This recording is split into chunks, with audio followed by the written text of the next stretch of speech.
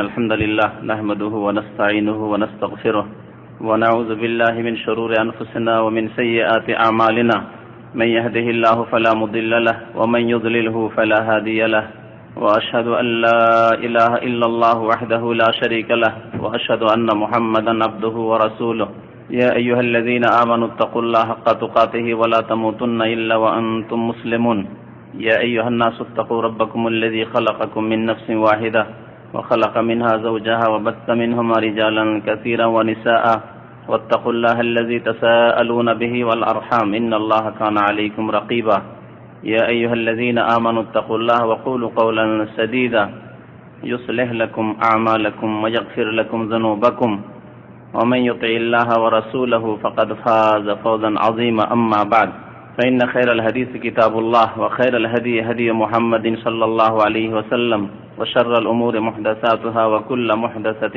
بدعة وكل بدعة ضلالة وكل ضلالة في النار أعوذ بالله من الشيطان الرجيم بسم الله الرحمن الرحيم يثبت الله الذين آمنوا بالقول الثابت في الحياة الدنيا وفي الآخرة ويضل الله الظالمين ويفعل الله ما يشاء মহান আল্লাহর সমস্ত প্রশংসা যে আল্লাহ পাক রব্বুল আলামিন আমাদেরকে সৃষ্টি করেছেন, আমাদেরকে দুনিয়ায় নির্ধারিত সময় দান করেছেন এবং তারপরে আল্লাহ আমাদের জন্য মওত লিখে রেখেছেন।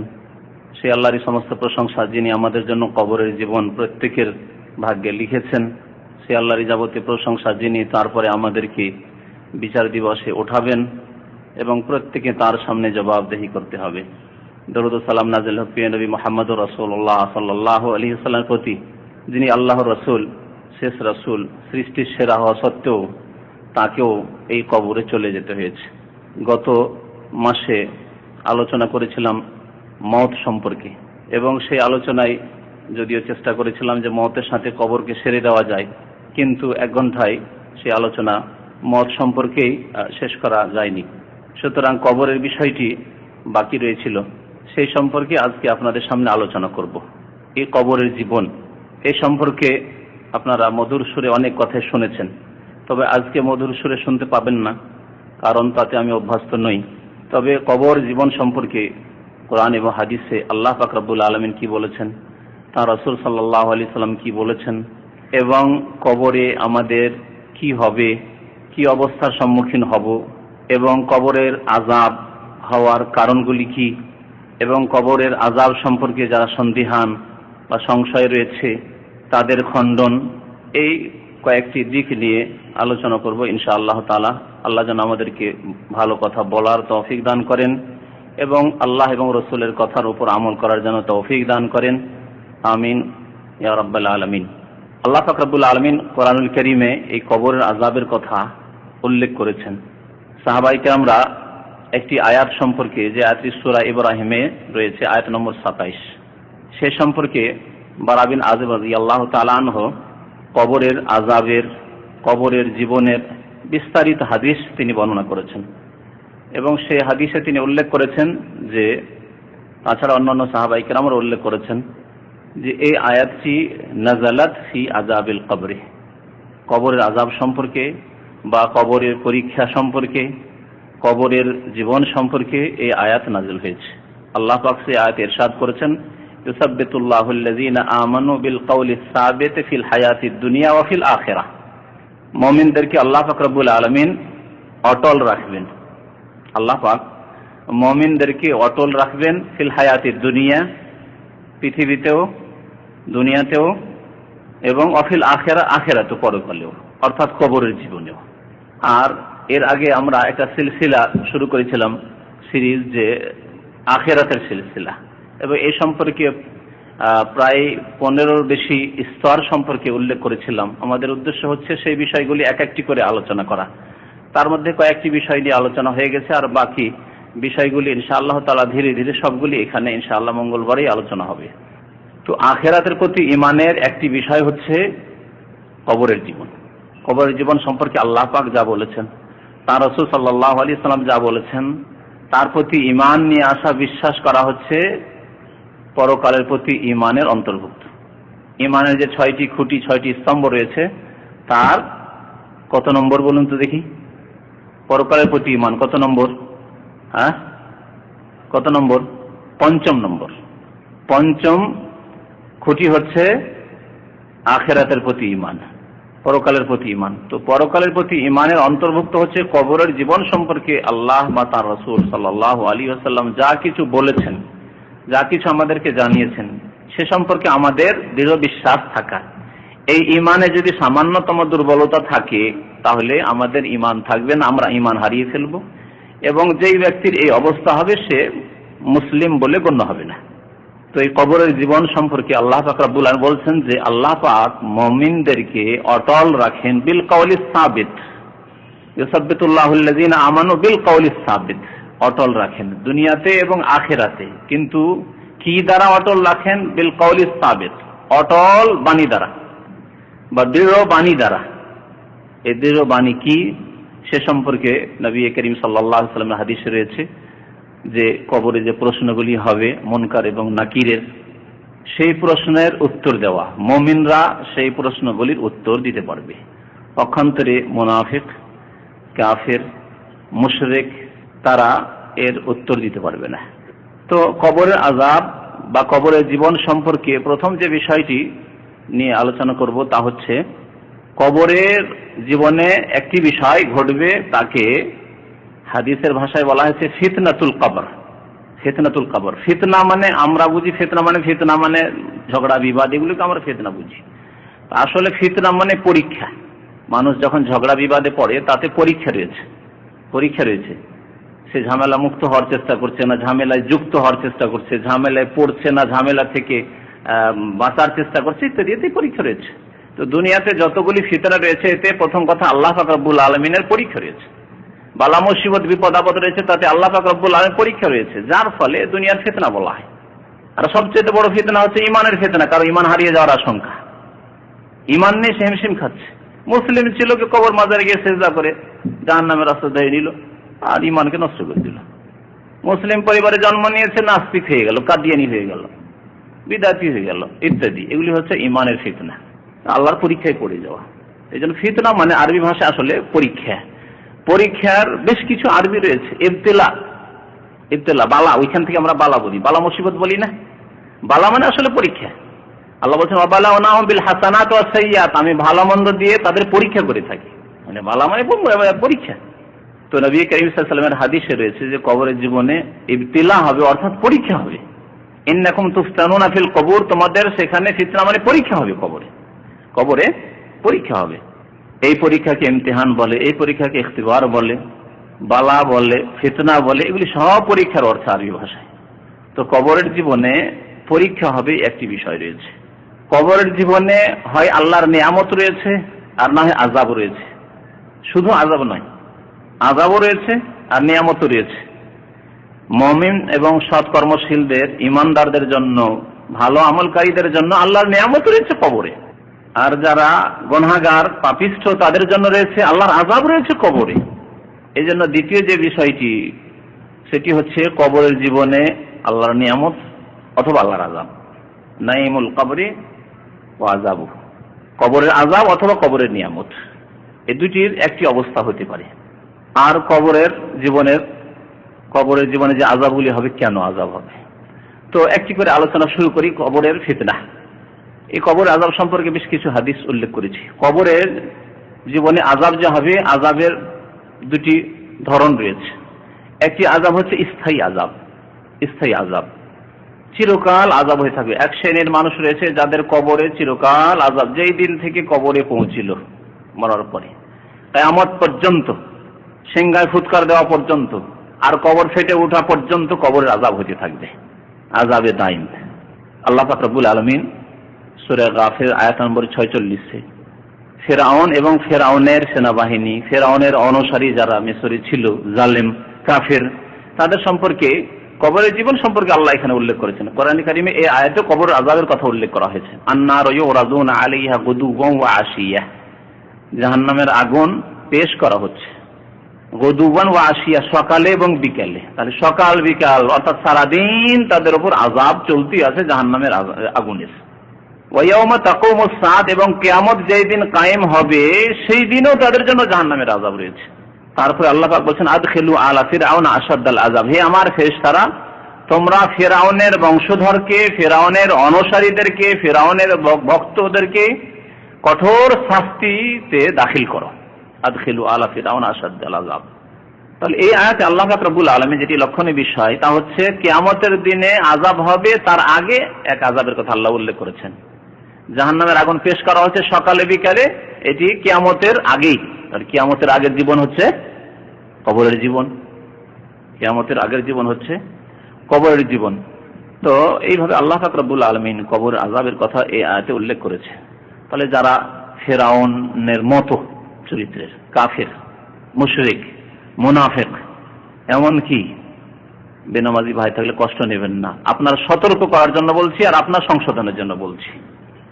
নবী করিম সাল্লাল্লাহু আলাইহি সাল্লাম বলেছেন, যারা নামাজ 5 ওয়াক্ত কায়েম করে না, ওয়া কানা ইয়াউমাল কিয়ামাতি মা কারুন ওয়া ফিরআউন ওয়া হামান ওয়া উবাই ইবনে খালফ, বেনামাজি কিয়ামতে কার সাথে উঠবে? কারুনের সাথে উঠবে, ফিরআউনের সাথে উঠবে, হামানের সাথে উঠবে, ফিরআউনের মন্ত্রী, উবাই ইবনে খালফের সাথে উঠবে। নবী সাল্লাল্লাহু আলাইহি সাল্লামের জামানায় যে বড় শত্রু, যে নবী সাল্লাল্লাহু আলাইহি সাল্লামকে হত্যা করার চেষ্টাতে গিয়েছিল, নিজেই হত্যা হয়েছিল, এদের সাথে উঠবে। তাহলে এই আয়াতে যে আল্লাহ পাক রব্বুল আলামিন কবর আযাবের কথা উল্লেখ করেছেন, ফিরআউনের যারা অনুসারী, ফিরআউনের ভক্ত, তাদের, ফিরআউনের সাথে যারা উঠবে, অর্থাৎ বেনামাজি, যে নামাজের হেফাজত করলো, আমাল্লাম ইউহাফিজ আলাইহিন্না, যারা নামাজের হেফাজত করলো না, 5 ওয়াক্ত নামাজ কায়েম করলো না, তারা ফিরআউনের সাথে উঠবে আর অন্যান্য কাফেরদের সাথে উঠবে। তাহলে যখন ফিরআউনের সাথে উঠতে হবে, তাহলে ফিরআউনের মতো আযাব হবে, বা ফিরআউনকে যে রকমের আযাব হবে সেই রকমের আযাব হবে। কবরের আযাব ফিরআউনের হচ্ছে, ফিরআউনের অনুসারীদের হচ্ছে, যারা বেনামাজি হবে তাদেরও হবে। সুতরাং নামাজ সম্পর্কে যাতে করে মুসলিম উম্মাহ সতর্ক হয়, কমপক্ষে মুসলিম উম্মাহ যদি মুসলিম থাকতে চায় তাহলে নামাজ কায়েম করবে। কবরের আযাব সম্পর্কে বেশ কিছু হাদিস রয়েছে এবং প্রত্যেকটি হাদিসে নতুন নতুন কথা রয়েছে। সুতরাং প্রত্যেকটি হাদিস থেকে যে হাদিসগুলি, কয়েকটি হাদিস উল্লেখ করছি আপনাদের সামনে। আনাস বিন মালিক রাদিয়াল্লাহু তাআলা আনহু একটি হাদিস বর্ণনা করেছে, যে হাদিসটি বুখারী মুসলিমে রয়েছে। এই হাদিসে কবর আযাব সম্পর্কে সংক্ষিপ্ত বিবরণ রয়েছে। বুখারী মুসলিমে যে হাদিসটি রয়েছে কবর আযাব সম্পর্কে বা কবরের জীবন সম্পর্কে, তাতে একটু সংক্ষেপে উল্লেখ করা হয়েছে। তাতে বলা হয়েছে যে আন্না রাসূলুল্লাহ সাল্লাল্লাহু আলাইহি ওয়াসাল্লাম قال, আল্লাহ রাসূল সাল্লাল্লাহু আলাইহি ওয়াসাল্লাম বলেন, ইন্নাল আবদা ইযা ওযিয়া ফি কবরিহি, বান্দাকে যখন তার কবরে রেখে দেওয়া হয়, কবরে যখন বান্দাকে রেখে দেওয়া হয়, বান্দা মানে আমরা আমাদের দেশের ভাষায় বান্দা মানে বুঝি মুসলিম বান্দা, তাই না? কিন্তু মানুষ মাত্রই বান্দা, এমনকি জিনও আল্লাহর বান্দা, সারা বিশ্বের সমস্ত সৃষ্টি আল্লাহর বান্দা। তো বান্দা বললে শুধু মুসলিম ভাববেন না, বান্দা মানে যে কোনো মানুষ। তবে যে মুসলিম মুমিন হয়েছে সে আল্লাহর বান্দাগি সাদরে গ্রহণ করেছে, স্বীকার করেছে, আল্লাহ তোমার আমি বান্দা, আমি তোমার বান্দাগি করব, অঙ্গীকার করেছে এবং আমলে তা পরিণত করেছে। আর যে কাফের, যে মুশরিক, যে বেদিন, যে নাস্তিক, যে বেনামাজি, সে এই আল্লাহর বান্দাগিকে অস্বীকার করেছে অথবা তাতে অবহেলা করেছে, সে আল্লাহর বান্দাগি করেনি। কিন্তু যেই ক্ষেত্রে তার ক্ষমতা চলে না, সেখানে আল্লাহর যে নীতিমালা রয়েছে, সৃষ্টিগত নীতিমালা, সেই মোতাবেক চলতে বাধ্য। মুখে খায়, চোখে দেখে, হাতে ধরে, পায়ে চলে, এ হচ্ছে আল্লাহর বান্দাগি, গোলামি। কারণ এই ক্ষেত্রে সে পেরে ওঠে না, আল্লাহ পাক যেভাবে সৃষ্টি করেছে সেইভাবে তাকে চলতে হচ্ছে।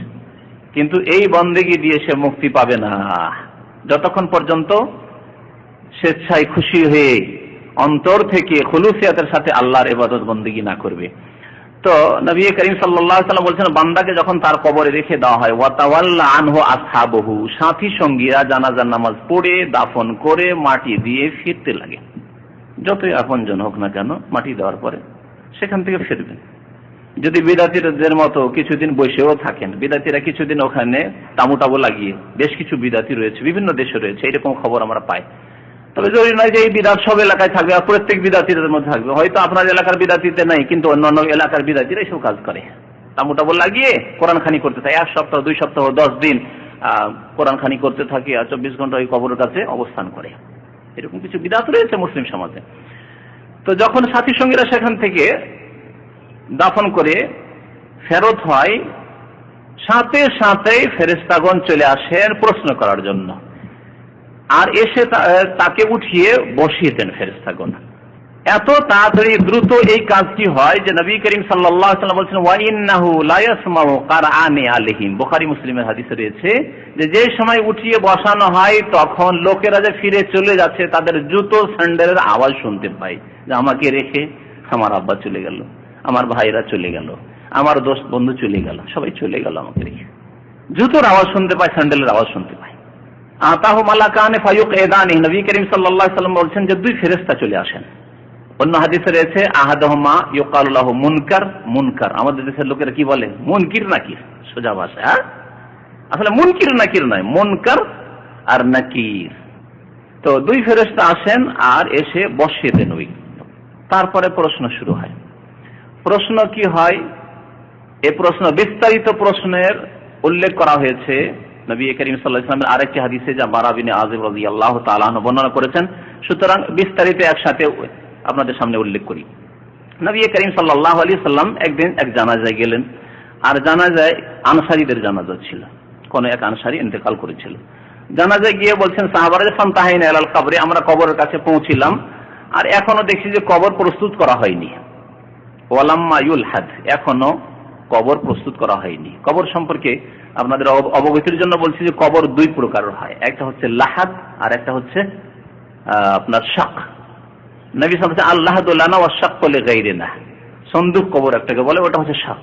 সন্দুক কবর মানে বক্সের মতো, বাক্সর মতো যে কবর তৈরি করা হয়। আমাদের দেশের মাটি যেহেতু নরম, সেই জন্য সন্দুক কবরই করতে হয়, বক্সের মতোই করতে হয়। আর আরেকটি কবর হচ্ছে বাঁকা কবর, লাহাদ মানে বাঁকা হয়ে থাকে, মাটিটাকে বাঁকা করে খনন করা হয়। নরম মাটি, মসৃণ মাটি, যেখানে দোআঁশ মাটি, এই মাটি ভুসে পড়ে যাবে। সেই জন্য সাধারণত আমাদের দেশের অনেকে এই কবর কথা যায় না। আরব দেশের মাটি যেহেতু পাথরের মাটি, শক্ত মাটি, সেই জন্য এই দেশে অধিকাংশ ক্ষেত্রেই দেখা যায় যে এরা লাহাদ করে। এবং নবী করিম সাল্লাল্লাহু আলাইহি ওয়াসাল্লামের যে মোবারক কবর রয়েছে, এটি কি ধরনের কবর রয়েছে বলতে পারেন? বক্স কবর রয়েছে, সন্দুক কবর রয়েছে, না লাহাদ কবর রয়েছে বাঁকা হয়ে? দুই রকম কবর কেউ দেখেছেন কি? দেখেছেন? হ্যাঁ, তাহলে তো বুঝতে পারছেন। তো নবী করিম সাল্লাল্লাহু আলাইহি ওয়াসাল্লামকে কবর দেওয়া হয়েছে, তার কবর কেমন ছিল? নবী করিম সাল্লাল্লাহু আলাইহি ওয়াসাল্লাম একটি হাদিসে ইরশাদ করেছেন আল্লাহাদু লানা, লাহাদ মানে বগলি কবর, আমাদের দেশীয় ভাষায় বলে বগলি কবর হবে, কাছে হয়তো সেই জন্য বগলি কবর বলে। বগলি কবর হবে আমাদের জন্য, আমাদের জন্য বলেছেন নবী সাল্লাল্লাহু আলাইহি ওয়াসাল্লাম। সাহাবায়ে কেরাম সেখান থেকে বলেছে যে নবী সাল্লাল্লাহু আলাইহি ওয়াসাল্লামের কবর লাহাদ করতে হবে, কারণ নবী করিম সাল্লাল্লাহু আলাইহি ওয়াসাল্লাম আল্লাহাদু লানা, আমার জন্য মানে আমাদের জন্য। নবী সাল্লাল্লাহু আলাইহি ওয়াসাল্লাম এই কবরকে বেশি পছন্দ করেছেন।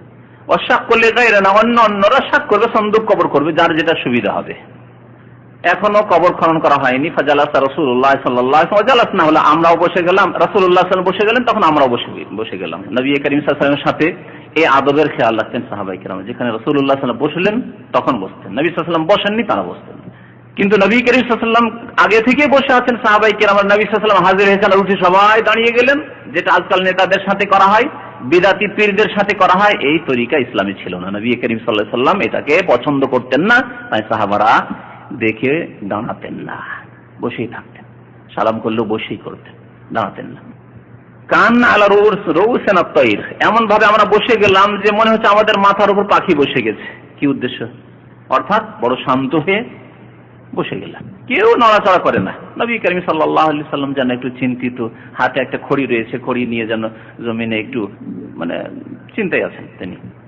ফারাফা রাসু, হঠাৎ করে নবী করিম সাল্লাল্লাহু আলাইহি ওয়াসাল্লাম মাথা উঠালেন লোকদেরকে সম্বোধন করার জন্য, এবং ইস্তাইযু বিল্লাহি মিন আযাবিল কবরি, তোমরা কবরের আযাব থেকে আল্লাহর কাছে পানাহ চাও, আশ্রয় কামনা করো।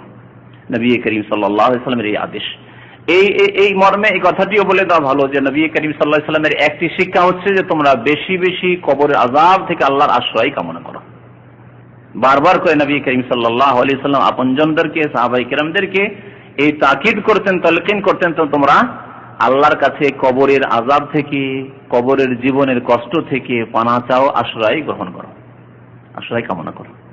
এই জন্য নবী করিম সাল্লাল্লাহু আলাইহি ওয়াসাল্লাম বড় তাকিদের সাথে বলেছেন যে তোমরা নামাজের শেষে যখন আত্তাহিয়াত তাশাহুদ শেষ হয়ে যাবে, যখন নবী সাল্লাল্লাহু আলাইহি ওয়াসাল্লামের উপর সালাত পেশ করা, আল্লাহুম্মা সাল্লি আলা মুহাম্মদ শেষ হবে, ইন্নাকা হামিদুম মাজিদ শেষ হয়ে যাবে, সালামের পূর্বে নবী করিম সাল্লাল্লাহু আলাইহি ওয়াসাল্লাম তাকিদ করেছেন একটি দোয়া পড়তে, যাতে বলেছেন মুসলিম শরীফ হাদিসে রয়েছে তাআওয়াযু বিল্লাহি মিন আরবা, তোমরা চারটি বিষয় থেকে আল্লাহর আশ্রয় গ্রহণ করবে, আল্লাহর কাছে আশ্রয় কামনা করবে। তার মধ্যে একটি হচ্ছে তাআওয়াযু মিন আযাবিল কবরি, কবরের আযাব থেকে তোমরা আল্লাহর কাছে পানাহ চাইবে, আল্লাহর কাছে আশ্রয় কামনা করবে। নবী করিম সাল্লাল্লাহু আলাইহি ওয়াসাল্লাম এই কথাটি 3 বার বললেন বা 2 বার বললেন। সুম্মা কাল, তারপরে নবী সাল্লাল্লাহু আলাইহি ওয়াসাল্লাম কবরের জীবনের কথা বলতে লাগলেন, ইন্নাল আবদাল মুমিনা, মুমিন বান্দার অবস্থা কি হয়, আর কাফির মুনাফিক আর বেদিন বেনামাজি গুনাহগারের অবস্থা কি হয়। তা বলছেন নবী করিম সাল্লাল্লাহু আলাইহি ওয়াসাল্লাম যে মুমিন বান্দা যখন ইন্তেকালের সময় চলে আসে তখন ফেরেশতাগণ আসেন আর আসার পরে সুসংবাদ দেন ইত্যাদি। তারপরে যেহেতু মওতের অবস্থা উল্লেখ করতে গিয়ে এই অংশটুকু আমি বয়ান করেছি, সেজন্য এখানে শুধু কবরের জীবন থেকে আমি শুরু করছি। যখন মাইয়াতকে দাফন করা হয়ে গেল, নবী করিম সাল্লাল্লাহু আলাইহি ওয়াসাল্লাম বলেছেন ফাতুআদু রূহুহু ফি জাসাদিহি, তার দেহে তার আত্মাকে ফিরিয়ে দেওয়া হয়। আত্মা এল্লিনে চলে গেছে মুমিন বান্দার, আত্মা গুনাহগারের সিজ্জিনে চলে গেছে, এই আত্মাকে ফিরিয়ে দেওয়া হয়, নবী করিম সাল্লাল্লাহু আলাইহি ওয়াসাল্লাম বলেছেন। মনে রাখবেন যে এই হচ্ছে বারজাখী পরলৌকিক জীবন, পরলৌকিক জীবন। দুনিয়ার জীবনে আমরা অনেক কিছুই বুঝতে পারি না। মায়ের পেটে বাচ্চা আছে, যদি মেডিকেল সায়েন্স আজকাল এ উন্নতি না করতো তাহলে অনেক কথাই আমরা কিছুই জানতে পারতাম না। নবী করিম সাল্লাল্লাহু আলাইহি ওয়াসাল্লাম বলেছেন যে পেটে বাচ্চা থাকে, আত্মা দেওয়া হয় কতদিন পরে? 4 মাস পরে, 120 দিনে, 120 দিনে রূহ দেওয়া হয়, আত্মা দেওয়া হয়। তাই নবী করিম সাল্লাল্লাহু আলাইহি ওয়াসাল্লাম থেকে এই সম্পর্কে জানলাম, না হলে আর জানার কোনো উপায় নেই। তারপর মেডিকেল সায়েন্স যখন উন্নতি করলো তখন আপনার আল্ট্রাসাউন্ডে আপনি বুঝতে পারছেন কি অবস্থায় বাচ্চা আছে, আর কিভাবে আহার পাচ্ছে ইত্যাদি, এসব কথাবার্তা জানলেন। ভালো অবস্থায় আছে না মন্দ অবস্থায় আছে, অনেক কিছু জানতে পারছেন যখন তার একটা পর্যায়ে পৌঁছে যাচ্ছে। তো পেটের বাচ্চার অবস্থা যখন আমরা অনেক কিছু এই দুনিয়ায় থেকে বুঝতে পারছি না, সামনে এটা আপনার স্ত্রীকে দেখে আপনি বুঝতে পারছেন না যে পেটে আমার বাচ্চা জীবিত আছে, সুস্থ আছে না অসুস্থ আছে, সম্পূর্ণ আছে না অসম্পূর্ণ আছে, বুঝতে পারছেন না। তাহলে আপনি কবরের জীবনের কথা বুঝার চেষ্টা করবেন আর বলবেন যে আমরা তো বুঝতে পারছি না, আর সেই জন্য সন্দিহান হবেন, আর সেই জন্য কবরের কথা আপনি মনে করবেন যে এসব কথা শুধু না, খবরদার না। পরলৌকিক জীবন রূহ ফিরিয়ে দেওয়া হয়। কেমন করে ফিরিয়ে দেওয়া হয়? আপনি কবর খুলে বসে থাকলে আপনি দেখতে পাবেন না, কারণ এই চোখ হচ্ছে পার্থিব চোখ, দুনিয়ার চক্ষু। এই দুনিয়ার চক্ষু দিয়ে আখিরাতের বিষয়কে, বারজাখের বিষয়কে, পরলৌকিক জীবনের কোনো কিছুকে আপনি অবলোকন করতে পারেন না, দেখতে পারেন না। আপনি নবী করিম সাল্লাল্লাহু আলাইহি ওয়াসাল্লাম বলছেন যে ফায়াতিহি মালাকানে, 2 ফেরেশতা আসবেন, ফায়ুজলিসান, বসিয়ে দেবেন, ফায়াকুলানে লাহু, এখন প্রশ্ন শুরু হবে। একে বলা হয়েছে ফিতনাতুল কবর, কবরের পরীক্ষা। এই কবরে 3টি প্রশ্নের মাধ্যমে পরীক্ষা হবে। এই কবরের প্রশ্নপত্র হচ্ছে মাত্র 3টি প্রশ্ন, তাতে মাত্র 3টি প্রশ্ন। আখিরাতে বিস্তারিত সারা জীবন সম্পর্কে উত্তর দিতে হবে। আর প্রথম প্রশ্ন হবে আখিরাতে বিচার দিবসে হাসরের ময়দানে গিয়ে নামাজ সম্পর্কে, সালাত সম্পর্কে, এটা হিসাবের ক্ষেত্রে। আর বিচার যখন হবে, বিচার হওয়ার ক্ষেত্রে খুন সম্পর্কে আল্লাহ পাক রব্বুল আলামিন প্রথম বিচার করবেন, এটা হাদিসে রয়েছে। তো নবী করিম সাল্লাল্লাহু আলাইহি ওয়াসাল্লাম বলছেন যে পরীক্ষা শুরু হবে। এখন মুনকার নাকির পরীক্ষা নেবে, জিজ্ঞাসা করে মান রাব্বুকা, তোমার প্রতিপালক কে ছিল, তুমি কার ইবাদতবন্দি করতে, তোমার পালনকর্তা কে ছিল। ফায়াকুল, মুমিন বান্দা যেহেতু, সে বলবে রব্বি আল্লাহ, আমার রব আল্লাহ, আমার প্রতিপালক আল্লাহ পাক। ফায়াকুলানে লাহু, 2 ফেরেশতা বলবেন মা দিনুকা, আপনার দিন কি ছিল, আপনার ধর্ম কি ছিল, আপনি কোন ধর্মের অনুসারী ছিলেন। ফায়াকুলু, সে বলবে দীনুল ইসলাম, আমার দিন ছিল, ধর্ম ছিল ইসলাম, আর ইসলাম ছাড়া অন্য কোন দিন আল্লাহ কবুল করবেন না। সুতরাং এই ভ্রান্ত ধারণা এক শ্রেণীর জেনারেল শিক্ষিত লোকেরা, স্কুল কলেজ ইউনিভার্সিটি শিক্ষিত লোকদের এই দূর করতে হবে। এটি হচ্ছে কুফরি মতবাদ, বলছে যে কোনো ধর্মের উপর যদি সৎ থাকে তো কেন আল্লাহ কবুল করবেন না। আরে কেন কবুল করবেন না? আপনার যুক্তিতে না, আল্লাহ পাক রব্বুল আলামিন আল্লাহ বলেন ইন্নাদ দীনা ইনদাল্লাহিল ইসলাম, আল্লাহর মনোনীত দিন, স্বীকৃত দিন হচ্ছে ইসলাম। আল্লাহ পাক বলছেন ওমান ইয়াবতাগি গায়রাল ইসলামি দীনান ফালা ইউকবাল মিনহু, যে ব্যক্তি ইসলাম ছাড়া অন্য কোন জীবন বিধান সন্ধান করবে এবং তার মাধ্যমে মুক্তি চাইবে, আল্লাহ কখনো তা গ্রহণ করবেন না। ওয়া হুয়া ফিল আখিরাতি মিনাল খাসিরিন, এবং পরকালে সে ক্ষতিগ্রস্তদের অন্তর্ভুক্ত হবে। আমি একটা পার্থিব উদাহরণ দিয়ে বুঝাই, কারণ পার্থিব উদাহরণ দিলে মানুষ বেশি বুঝতে পারে। বাংলাদেশে 71-এর পরে যে আইন আছে, সংবিধান আছে না, সংবিধান আছে। যদি আজকাল কিছু লোকেরা বলে যে না, এই নতুন সংবিধান আমরা মানি না, এখন আমরা মানবো ওই পাকিস্তানি যুগের ওই 47-এর সংবিধান মানবো, পাকিস্তানের যে সংবিধান ছিল, অথবা তার আগে ইংরেজের কেউ, আবার ইংরেজপন্থীরা কেউ যদি থাকে বাংলাদেশে, তারপরে আমরা ওই ইংরেজদের আইন মানবো। বা যদি কিছু আর মুসলিম থাকে তার বলে যারা ইসলামী রাষ্ট্র ছিল মোগলদের যুগে, আমি মোগলদের আইন মানব, চলবে? কোনটা আইন মানতে হবে? কোন সংবিধান মানতে হবে? যেই সংবিধান বর্তমান চলছে। আগের সংবিধানগুলিকে রহিত করে দেওয়া হয়েছে, দেশ থেকে বিদায় করে দেওয়া হয়েছে, সেই সংবিধান মানতে চাইবেন আপনি দেশদ্রোহী হবেন। আল্লাহ পাক রব্বুল আলামিন যিনি জীবন বিধান নাযিল করেছেন, শরীয়ত নাযিল করেছেন, যিনি নাযিল করেছেন নূহ আলাইহিস সালামের উপর, যিনি নাযিল করে ইব্রাহিম আলাইহিস সালামের উপর, যিনি দিন নাযিল করেছেন মুসা আলাইহিস সালামের উপর, যিনি দিন নাযিল করেছেন ঈসা আলাইহিস সালামের উপর, যিনি দিন নাযিল করেন মুহাম্মদুর রাসূলুল্লাহ সাল্লাল্লাহু আলাইহি ওয়াসাল্লামের উপর, তিনি ঘোষণা করে দিয়েছেন যে আগের বিধানগুলি আমি রহিত করে দিলাম, সেগুলি মানলে তুমি আল্লাহদ্রোহী হবে, আর আসামের কাঠগড়ায় তোমাকে দাঁড়াতে হবে, জাহান্নামে তোমাকে যেতে হবে। সুতরাং মুক্তি নেই। আল্লাহ পাক বলছেন যে কিয়ামত পর্যন্ত আমার যে বিধান চালু থাকবে, বলবৎ থাকবে, সেই বিধান হচ্ছে দ্বীন ইসলাম। ইন্নাদ দীনা ইনদাল্লাহিল ইসলাম। নবী মুহাম্মদ রাসূলুল্লাহ সাল্লাল্লাহু আলাইহি ওয়াসাল্লাম তাই বলেছেন, ওয়াল্লাহি, আল্লাহর কসম করে বলছি, সহিহ মুসলিমের হাদিস, আল্লাহর কসম করে বলছি, লা ইয়াসমাউ বি, আমার সম্পর্কে শুনলো ইহুদিয়ুন আও নাসরানী, অথবা খ্রিস্টান অথবা আর কোন জাতির লোক যদি শুনতে পায় যে মুহাম্মদুর রাসূলুল্লাহ সাল্লাল্লাহু আলাইহি ওয়াসাল্লাম শেষ রাসূল হয়েছেন, সুম্মা লা ইউমিনু বি, শোনা সত্ত্বেও সে ঈমান নিয়ে আসলো না, কালিমা লা ইলাহা ইল্লাল্লাহ মুহাম্মাদুর রাসূলুল্লাহ পড়লো না, ইল্লা কানা মিন আহলিন নার, তাহলে সে জাহান্নামী হবে। যতই সৎ হোক না কেন, যতই ভালো মানুষ হোক না কেন, যতই চরিত্রবান হোক না কেন, ইল্লা কানা মিন আহলিন নার, নবী করিম সাল্লাল্লাহু আলাইহি ওয়াসাল্লাম ইরশাদ করেছেন। দ্বীন ইসলাম আল্লাহর মনোনীত দিন, কিয়ামত পর্যন্ত যা থাকবে। তো নবী করিম সাল্লাল্লাহু আলাইহি ওয়াসাল্লাম বলছেন যে জিজ্ঞাসা করা হবে দিন সম্পর্কে, তখন মুমিন জবাব দিবে দীনুল ইসলাম।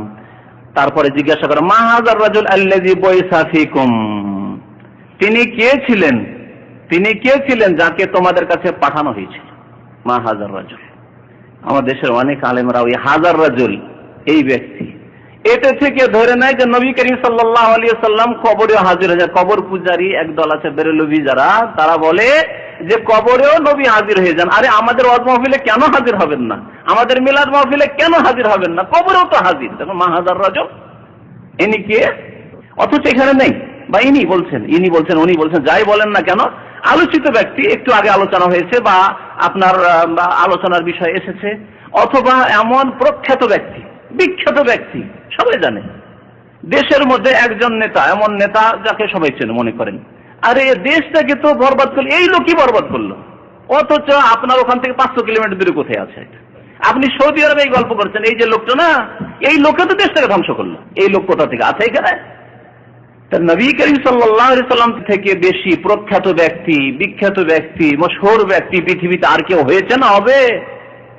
তার সম্পর্কে ফেরেশতাগণ বলেন, মা হাযার রাজুল আল্লাযী বুইসা ফীকুম, উনি কে যাকে তোমাদের কাছে পাঠানো হয়েছিল? প্রত্যেক মানুষের তখন হুঁশ হবে যে একমাত্র জিজ্ঞাসা করা হয়েছে আমাকে মুহাম্মদুর রাসূলুল্লাহ সাল্লাল্লাহু আলাইহি ওয়াসাল্লাম সম্পর্কে। কিন্তু মুমিন উত্তর দিতে পারবে, কাফের হায় আফসোস করে উত্তর দিতে পারবে না, কারণ মুহাম্মদুর রাসূলুল্লাহ সাল্লাল্লাহু আলাইহি ওয়াসাল্লামের কালিমা পড়েনি। মুহাম্মদুর রাসূলুল্লাহ 5 ওয়াক্ত নামাজ মেরাজ থেকে নিয়ে এসেছেন, নামাজ পড়েনি। মুহাম্মদুর রাসূলুল্লাহ সাল্লাল্লাহু আলাইহি ওয়াসাল্লামের সুন্নাত আদর্শ মোতাবেক জীবনযাপন করেনি, সুতরাং জবাব দিতে পারবে না। তারপরে অনেকে আবার যারা এদের মতো বিদাতি না, যারা হাজির নাজির বলে নবীকে, ওদের মতো মুশরিক বিদাতি নয় কিন্তু বিদাতি, ওরা আবার বলে যে নবীর ছবি পেশ করা হয়, এটাও কোনো হাদিসে নেই। কবর সম্পর্কে আলোচনা শুনতে আমাদের দেশের অনেক বক্তারা বলে যে নবী করিম সাল্লাল্লাহু আলাইহি ওয়াসাল্লামের ছবি পেশ করা হয়, আর বলে মা হাযার রাজুল আল্লাযী বুইসা ফীকুম, এরও কোনো প্রমাণ নেই। এই হাজা ছাড়া আর কোনো বেশি প্রমাণ নেই। সুতরাং এর দ্বারা এই কথা সাব্যস্ত করা যায় না নবী করিম সাল্লাল্লাহু আলাইহি ওয়াসাল্লামের কবরে পেশ করা হবে, দৃশ্য পেশ করা হবে, আর বলা হবে যিনি কে, না, আল্লাহ ভালো জানে সম্পর্কে। তবে যে কোনো প্রখ্যাত ব্যক্তি সম্পর্কে উনি কে বলে জিজ্ঞাসা করা যেতে পারে, যদিও তিনি সেখানে উপস্থিত নন। মুমিন বান্দা কি বলবে? হুয়া রাসূলুল্লাহ সাল্লাল্লাহু আলাইহি ওয়াসাল্লাম, মুহাম্মদ রাসূলুল্লাহ সাল্লাল্লাহু আলাইহি ওয়াসাল্লাম। ফায়াকুলান লাহু, আরেকটি প্রশ্ন করবে, খুশি হয়ে ফেরেশতাগণ প্রশ্ন করবে, ওয়ামা ইলমুকা বিহাযার রাজুল, তুমি জানলে কি করে এইসব উত্তরগুলি? ফায়াকুলু, বলবে, কারাতু কিতাবাল্লাহ ফাআমানতু বিহি ওয়া সাদ্দাকতু, আমি আল্লাহর কিতাব পড়েছিলাম, কোরআনে কারীম পড়েছিলাম। বলুন দেখি, আজকালকার যে কোরআন পড়া যারা তেলাওয়াত করতে পারেন, শুধু আরবি তেলাওয়াত করেই কি উত্তর দেওয়া যাবে? না কোরআনের অর্থ বুঝতে হবে, তাফসীর বুঝতে হবে? হ্যাঁ, শুধু আপনি আরবি পড়তে পারেন আর কোন রকম মানে তেলাওয়াত করতে পারেন, তা পড়েই বুঝে নিয়েছেন কোরআন? না, তাহলে বোঝা গেল যে কারাতু কিতাব, আল্লাহর কিতাব পড়েছি মানে তার তেলাওয়াতও পড়েছি, তাফসীরও পড়েছি, অর্থও পড়েছি, বুঝেছি, তা দিয়ে জেনেছি। এই উত্তরগুলি জেনেছি যে আমার রব আল্লাহ, আমার দিন ইসলাম এবং আমার নবী মুহাম্মদ সাল্লাল্লাহু আলাইহি ওয়াসাল্লাম। আল্লাহর কিতাব আমরা পড়েছিলাম, ফাআমানতু বিহি, ওর প্রতি ঈমান নিয়ে এসেছিলাম, ওয়া সাদ্দাকতু, এবং বিশ্বাস করেছিলাম। ফায়ুনাদি মুনাদি মিনাস সামা, আকাশ থেকে একজন ডাক দেবে, আল্লাহর ফেরেশতা আল্লাহর পক্ষ থেকে ডাক দেবে, আন সাদাকা, অথবা আল্লাহ পাক রব্বুল আলামিন ডাক দিবেন, যেমন বলা হয়েছে আন সাদাকা আবদি, আল্লাহ পাক ডাক দিবেন আন সাদাকা আবদি, আমার বান্দা, হে মুনকার নাকির, আমার বান্দা সত্য বলেছে, ঠিক বলেছে উত্তর। ফাফরিশুহু মিনাল জান্নাহ ওয়ালবাসুহু মিনাল জান্নাহ ওয়াফতাহু লাহু বাবান ইলাল জান্নাহ, সুতরাং এর জন্য জান্নাতের বিছানা বিছিয়ে দাও। ফারশ, ফাফরিশুহু মিনাল জান্নাহ, জান্নাতের বিছানা বিছিয়ে দাও। ওয়ালবাসুহু মিনাল জান্নাহ, জান্নাতের লেবাস পোশাক পরিয়ে দাও। ওয়াফতাহু লাহু বাবান ইলাল জান্নাহ, এবং জান্নাতের দরজা খুলে দাও তার জন্য। আল্লাহু আকবার। মুমিন বান্দা ভাগ্যবান, খুশনসিব। নবী করিম সাল্লাল্লাহু আলাইহি ওয়াসাল্লাম বলেন, ফায়াতিহি মিন রাওহিহা ওয়া তিবিহা, জান্নাতের দরজা যখন খুলে দেওয়া হবে, কবরে রয়েছে, মাটিতে শুয়ে আছে, আর জান্নাতের সুগন্ধি আসছে, জান্নাতের সুগন্ধি আসতে আছে, আরামদায়ক জীবন। ওয়া ইউফাসসাহু লাহু ফি কবরিহি মাদ্দা বাসারিহি, এবং তার কবরকে এত প্রশস্ত করা হবে যত দূর দৃষ্টি যাবে শুধু খোলা দেখবে। 3.5 হাতের কবর, আর চওড়া মাত্র হয়তো 1 হাত অথবা 1.5 হাত, কিন্তু যত দূর তাকাবে শুধু দেখতে পাবে, এত প্রসারে এত প্রশস্ত করে দেওয়া হয়েছে তার কবরকে, মুমিন বান্দার কবরকে। ওয়া ইউফাসসাহু লাহু ফি কবরিহি মাদ্দা বাসারিহি ওয়া ইয়াতিহি রাসূল হাসানুল ওয়াজহ, একজন হঠাৎ করে একজন মানুষ এসে হাজির। এই প্রশ্নের উত্তর হয়েছে, আর একজন মানুষ এসে হাজির, খুবই সুন্দর দেখতে, হাসানুস সিয়াদের কাপড়ও খুব সুন্দর পরে আছে, তাইয়্যিবুররি, আর সুগন্ধি তার শরীর থেকে ছড়াচ্ছে। ফায়াকুল আবশির, সে এসে বলছে, বান্দা আব্দুল্লাহ, তোমার ইন্তেকাল হয়েছে, তুমি কবরে এসেছো, চিন্তা করিও না, কোনো চিন্তা নেই, আবশির, তোমার সুসংবাদ তোমার জন্য, বিল্লাযী ইয়াসুররুকা, তোমার জন্য এমন সুসংবাদ নিয়ে আসছি যে তুমি খুশি হয়ে যাবে, তোমার সাথে এই ওয়াদাই করা হয়েছে। ফায়াকুল মান আনতা, তুমি কে, আমার কাছে এখানে আসলে, তুমি কোথা থেকে আসলে, কে তুমি? ফাওয়াজহুক, বলছেন নবী করিম সাল্লাল্লাহু আলাইহি ওয়াসাল্লাম, ফাওয়াজহুক আল ওয়াজহু ইয়াজি বিল খাইর, তোমার এই মোবারক চেহারাটা আমার জন্য কল্যাণ নিয়ে এসেছে, ভাগ্যবান আমি যে তোমার মতো লোক আমার সাথে দেখা করতে এসেছে। তখন সে সুন্দর মানুষ বলবে, মানুষের রূপ ধরে এসেছে, আনা আমালুকা সালেহ, আমি তোমার নেক আমল, আমি তোমার নামাজ, আমি তোমার রোজা, আমি তোমার কালেমা, আমি তোমার ঈমান, আমি তোমার মাতা পিতার খেদমত, আমি তোমার হজ, আমি তোমার উমরা, আমি তোমার যাকাত ইত্যাদি সাদকা খায়রাত। ফায়াকুল রব্বি আকিমিস সাআহ, আর এই বলা খুশিতে আর কি করবে দিশাহারা হয়ে যাবে, আল্লাহ আমি কবরে রেখে কি হবে, আল্লাহ তাড়াতাড়ি কিয়ামত করো, রব্বি আকিমিস সাআহ, আল্লাহ তাড়াতাড়ি কিয়ামত কায়েম করো, তাহলে তো জান্নাতে যেতে পারো, জান্নাতের সুগন্ধি আসছে, জান্নাতের লেবাস পোশাক দেওয়া আছে, সরাসরি জান্নাতে যাবো, আল্লাহ তাড়াতাড়ি কিয়ামত হোক, তাড়াতাড়ি কিয়ামত হোক। হাত্তায়ের আরজা ইলা আহলি ওয়া মালি, যাতে করে আমার পরিবারকে আমি পেয়ে যাই, আমার ধন সম্পদ পেয়ে যাই, অর্থাৎ আমার ধন সম্পদ যে রয়েছে, আমার নিয়ামত যে জান্নাতে রয়েছে, তা আমি পুরোপুরি পেয়ে যাব, আল্লাহ তাড়াতাড়ি কিয়ামত কায়েম করো।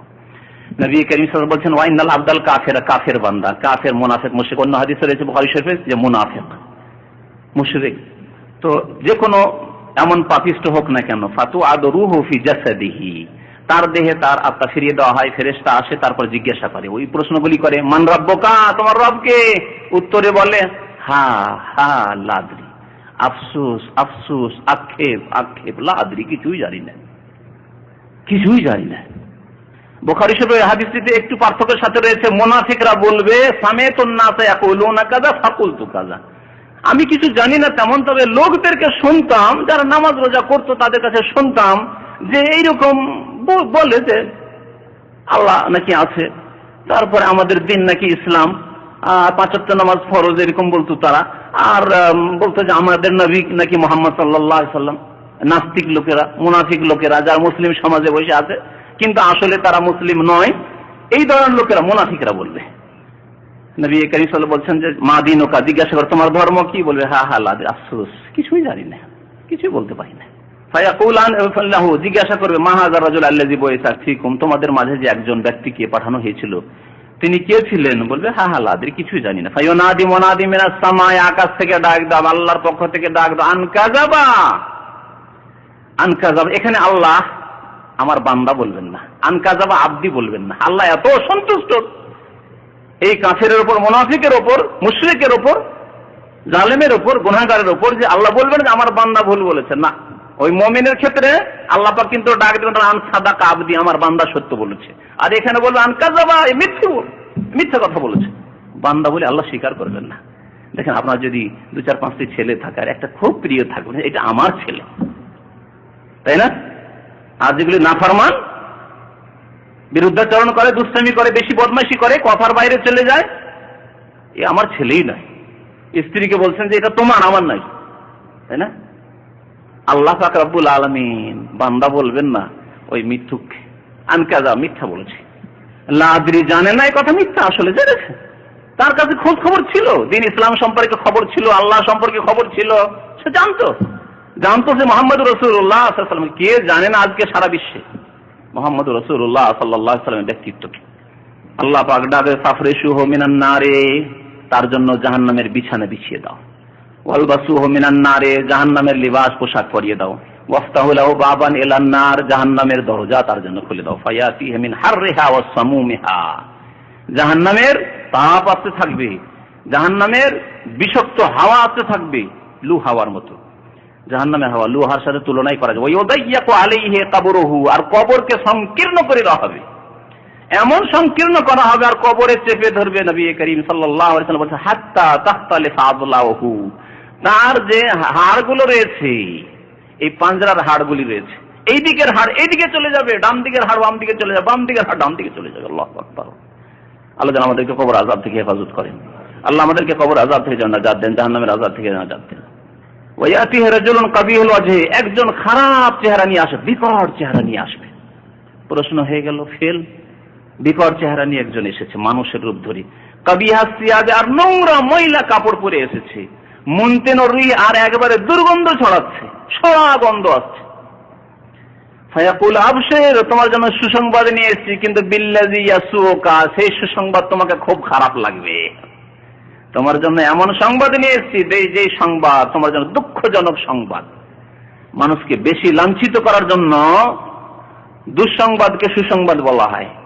হ্যাঁ, কাউকে মারতে চাইছেন আর বলছেন যে তোকে মজা দেখাবো, বলেন না?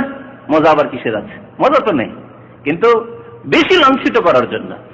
তো তাই আবশের তাকে বলা হবে। হাযা ইয়ামুকাল্লাযী কুনতা তুআদ, এই দিনের কথাই বলা হয়েছিল যে একদিন কবরে আসতে হবে, তোমাকে বলা হয়েছিল, নবী বলেছিলেন, কোরআন হাদিসে ছিল, আলেমদের কাছ থেকে শুনেছিলে যে একদিন কবরে আসতে হবে। ফায়াকুলু মান আনতা, জিজ্ঞাসা করবে সেই কাফের, মুনাফিক, পাপিষ্ট, গুনাহগার, মুশরিক, জিজ্ঞাসা করবে মান আনতা, তুমি কে? এত খারাপ চেহারা নিয়ে আমার সামনে এসেছো, আমাকে ভয় লাগে, কে তুমি?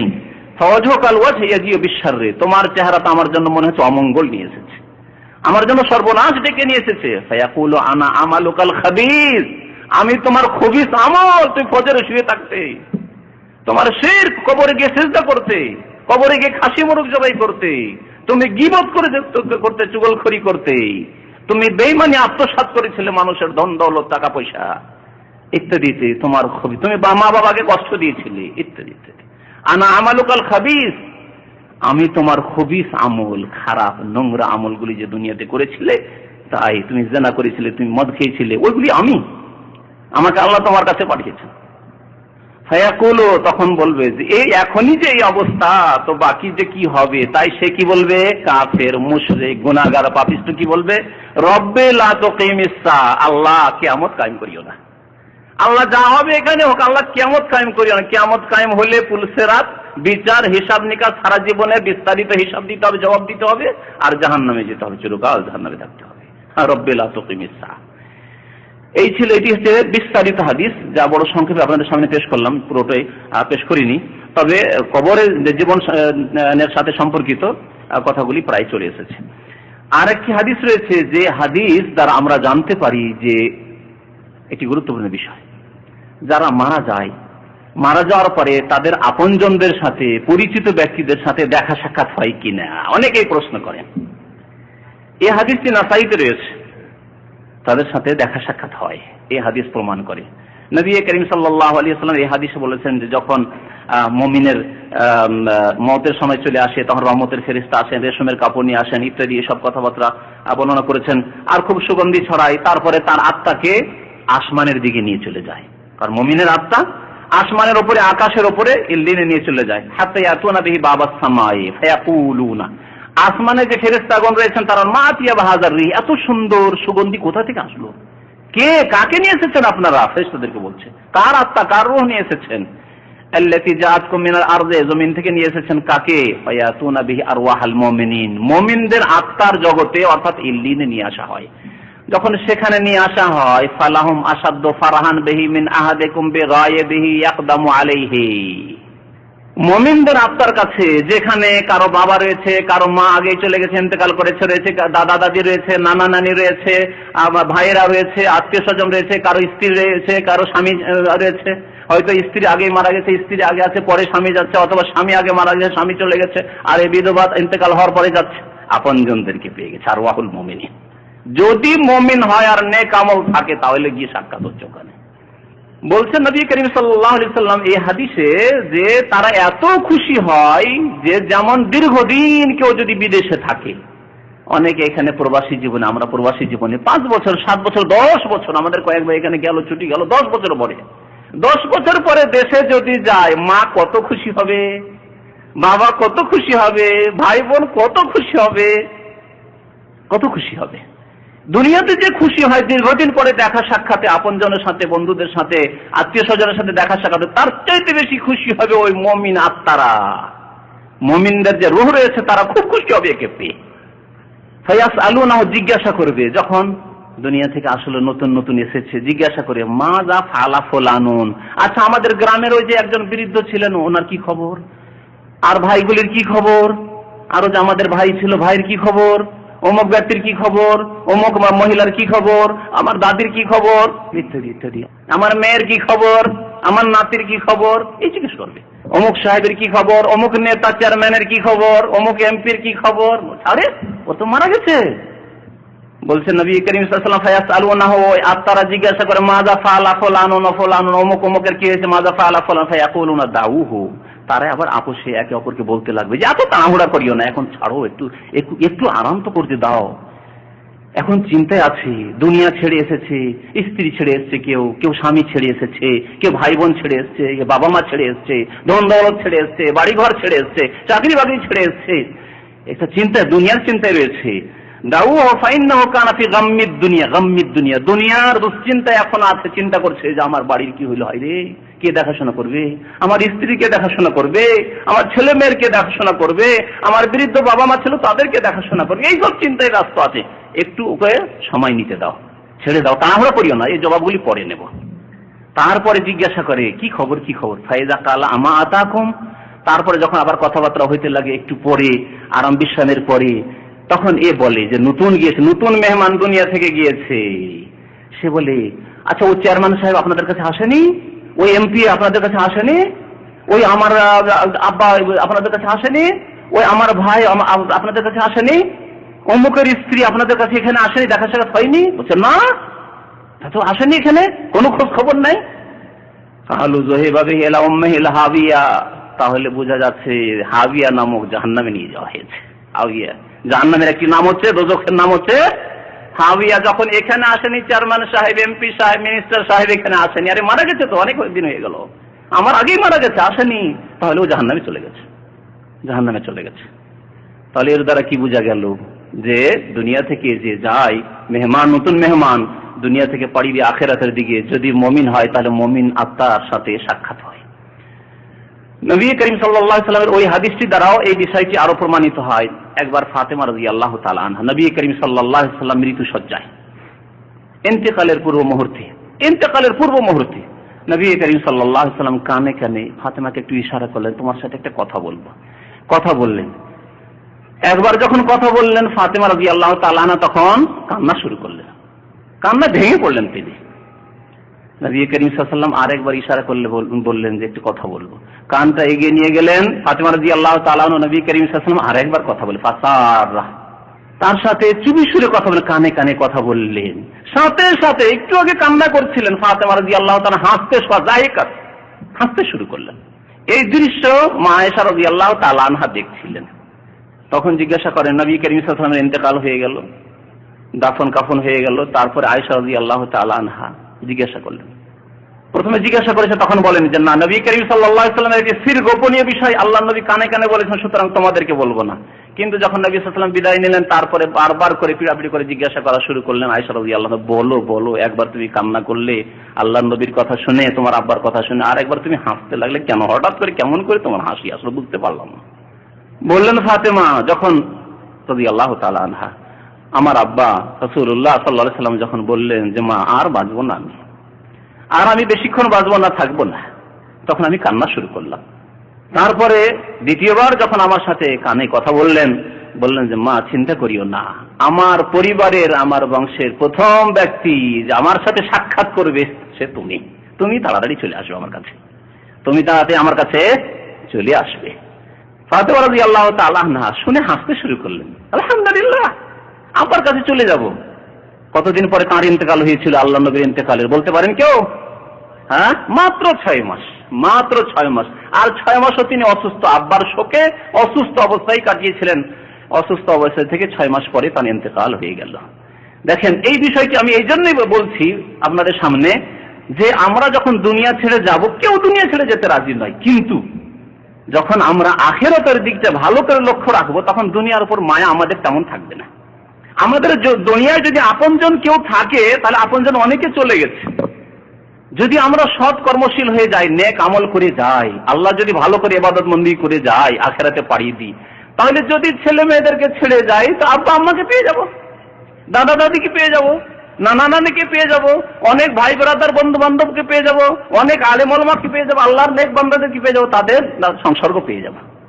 ফাতেমা রাদিয়াল্লাহু তাআলা হেসে দিলেন। অথচ তিনি তাকে যে বলা তুমি তাড়াতাড়ি চলে আসবে, তো এখানে একটা দিকেও আছে যে তুমি হাসানকে ছেড়ে চলে যাবে, হুসাইনকে ছেড়ে চলে যাবে, তোমার স্বামী আলীকে ছেড়ে চলে যাবে, এটা ঠিক নয় কি? মাত্র 6 মাস পরে ইন্তেকালের সুসংবাদ যে তুমি তাড়াতাড়ি আমার কাছে চলে আসছো, তার মানে স্বামী ছেড়ে তুমি চলে আসবে। স্বামীর উপর মায়া ছিল না? হাসান হোসেনের উপর মায়া ছিল না? মোহসেনের উপর মায়া ছিল না? অবশ্যই মায়া ছিল, তাদেরকে তুমি ছেড়ে চলে আসবে। কিন্তু আমি ছেড়ে যাব কোথায়? মুহাম্মদুর রাসূলুল্লাহ সাল্লাল্লাহু আলাইহি ওয়াসাল্লাম, আমার আব্বার কাছে চলে যাব, খুশি খুশি। তো আমাদের যদি ওইরকম অবস্থা আমরা ঈমান তৈরি করতে পারি যে আলহামদুলিল্লাহ, আমার ছেলে মেয়েকে যদি আমি এতিম করে চলে যাই, আমার স্ত্রীকে বিধবা করে চলে যাই, তা আমার দাদা দাদি চলে গেছে, কারো মা বাবা চলে গেছে, কারো আর কেউ আপনজন, অনেক আত্মীয় স্বজন চলে গেছে, অনেক নেক মানুষরা যাদেরকে অন্তর থেকে ভালোবাসে তারা চলে গেছে, তাদের সাথে থাকবো কি? তাদের সাথে থাকবো কি? আলহামদুলিল্লাহ। আসল বিষয় হচ্ছে ঈমান সুন্দর হওয়া আর আমল সুন্দর হওয়া।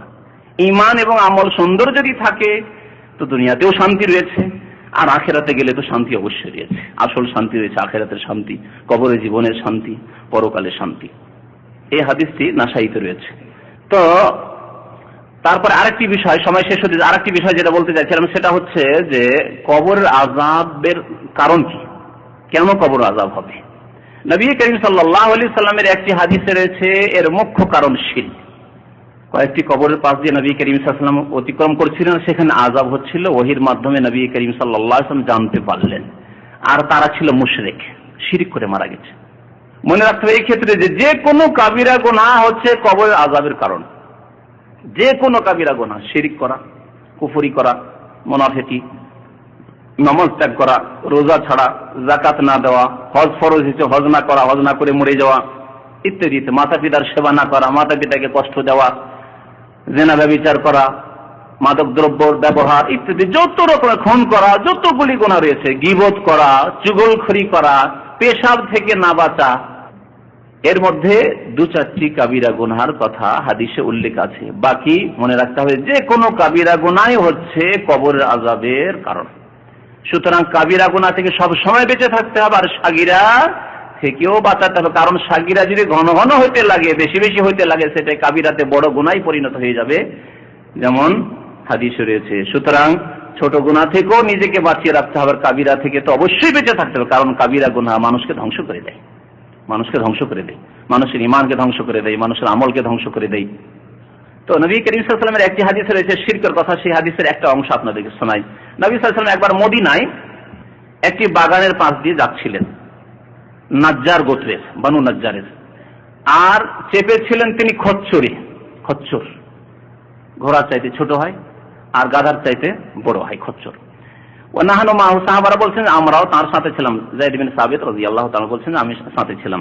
হঠাৎ করে খচ্চরটি লাফ দিয়ে উঠেছে। নবী সাল্লাল্লাহু আলাইহি ওয়াসাল্লাম পিঠে চেপে আছেন, লাফ দিয়ে উঠেছে।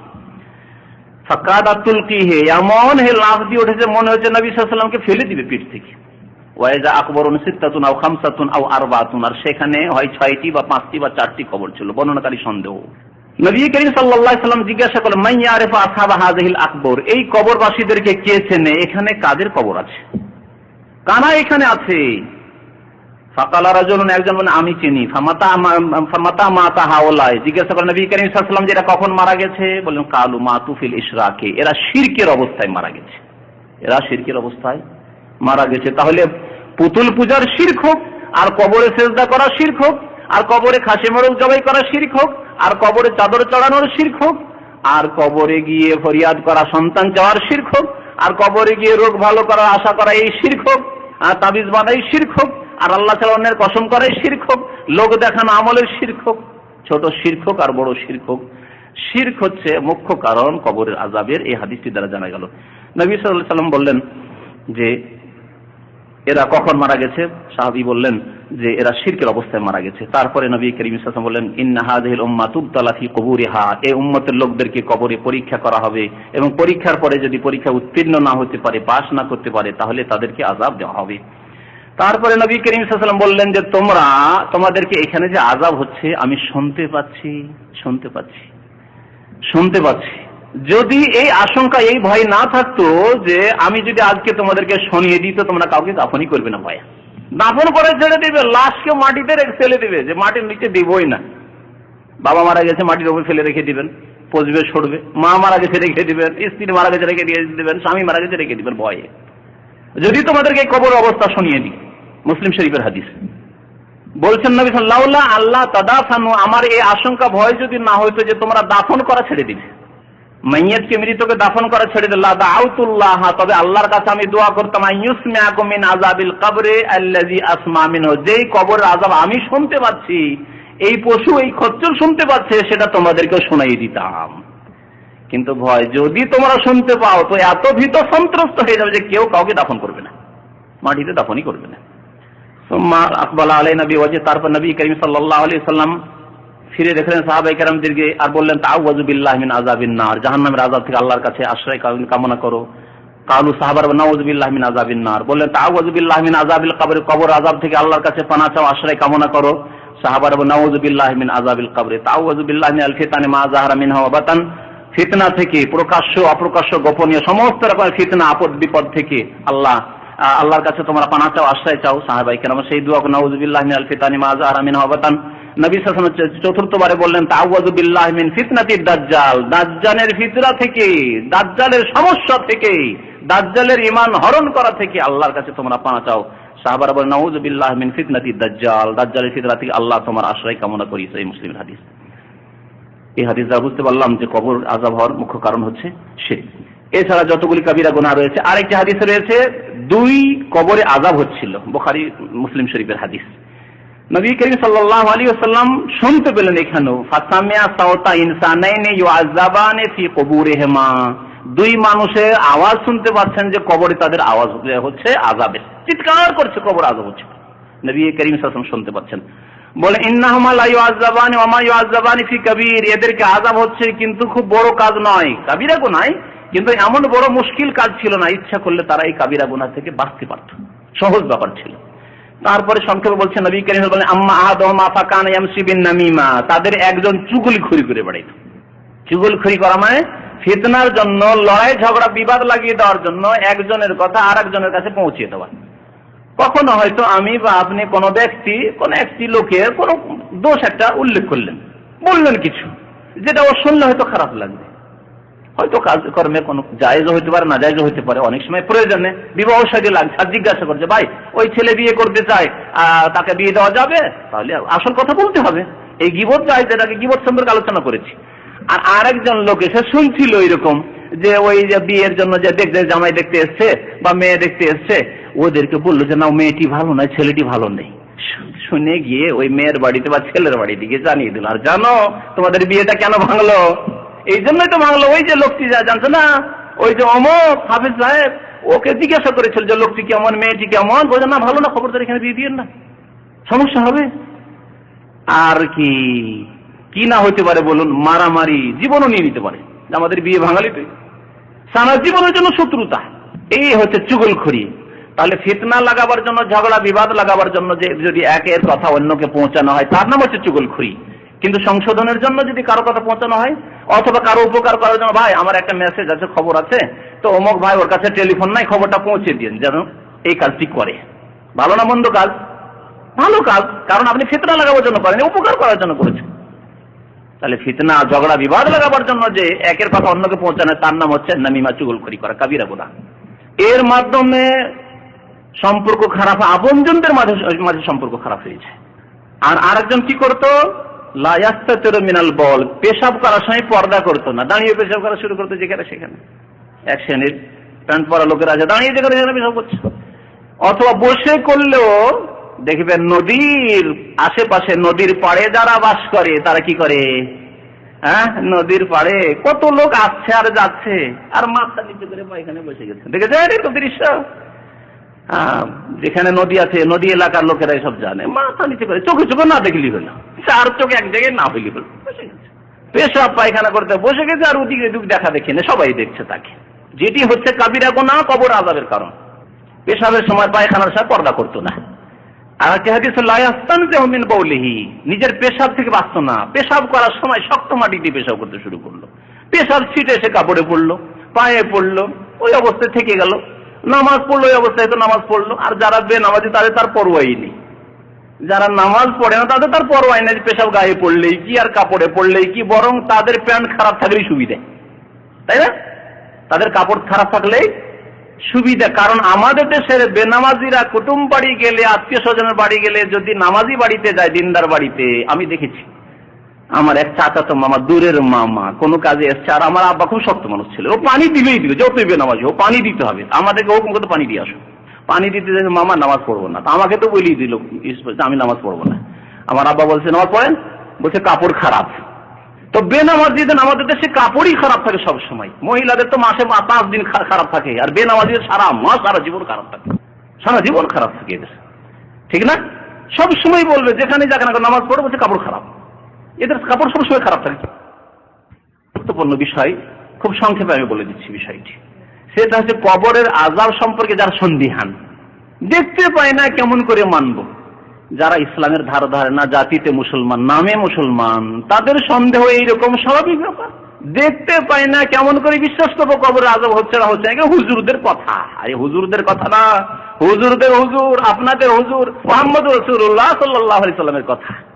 যাকে কাফের আবু জাহাল, আবু লাহাব যারা ঈমান নিয়ে আসেনি, তারাও বলেছিল আস-সাদিক আল আমিন, চিরসত্য এবং বিশ্বস্ত, তারা এই উপাধি দিয়েছিল মক্কার কাফেররা।